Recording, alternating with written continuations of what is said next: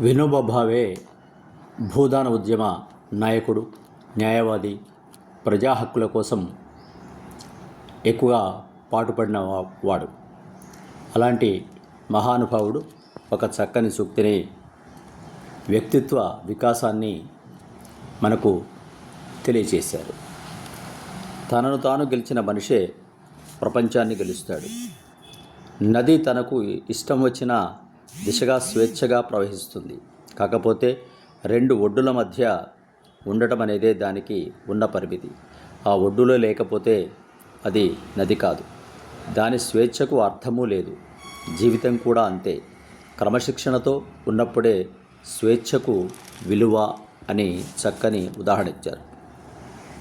చాలామంది ప్రపంచాన్ని గెలుస్తాము అని బయలుదేరుతారు, కానీ తనను తాను గెలవలేరు. ఒక క్రమశిక్షణాయుతమైన జీవితాన్ని గడపడానికి అవకాశం ఉండదు. పక్కవాళ్ళ స్వేచ్ఛను హరించడం మన స్వేచ్ఛ కాదు అని చక్కగా నదిని ఉదాహరణగా తీసుకున్నాడు. నది కొండలు కోనలు దాటుతూ తన గమ్యమైన సముద్రాన్ని చేరడం చేస్తుంది.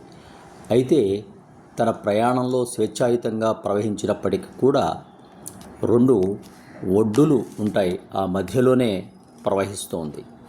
వరదలు వచ్చినప్పటికీ కొంత ఒడ్డులను ఒరుసుకొని ప్రవహిస్తుంది తప్ప అది క్రమశిక్షణను ఎప్పుడు కూడా దాటిపోదు.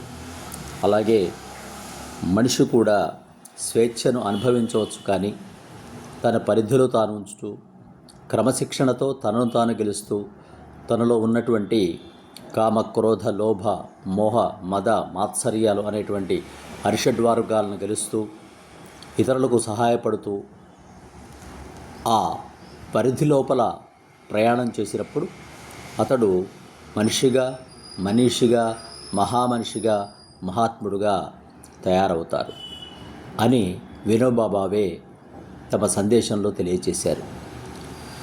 ఇలాంటి మహాత్ములు తమ జీవితాన్నే ఒక పాఠ్యాంశంగా మనం చదువుకోవడానికి వీలుగా నడిచి చూపించారు.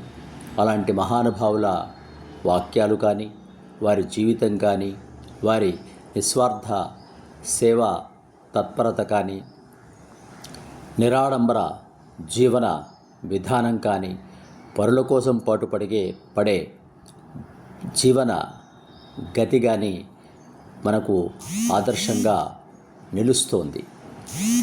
స్వస్తి. సబ్స్క్రైబ్ ఆచార్య శ్రీ సూక్తి ఛానల్.